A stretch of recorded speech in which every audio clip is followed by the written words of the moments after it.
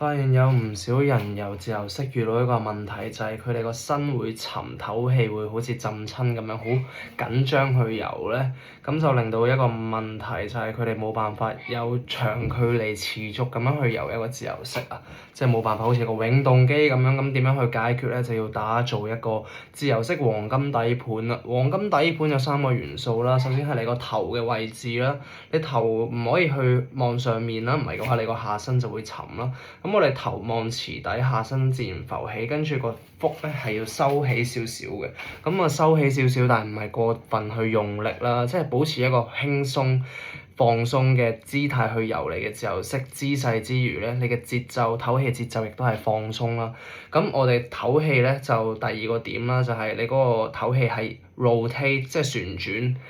轉你嘅身體去唞氣，而唔係夾硬將你個手咧畫落水。趌起個人去唞氣，你可以想像自己好似個快艇咁啦。咁個快艇喺個水上面平穩咁樣去，定係戳下咁樣彈下咁游咧？咁無論係阻力啊，定係即係呢個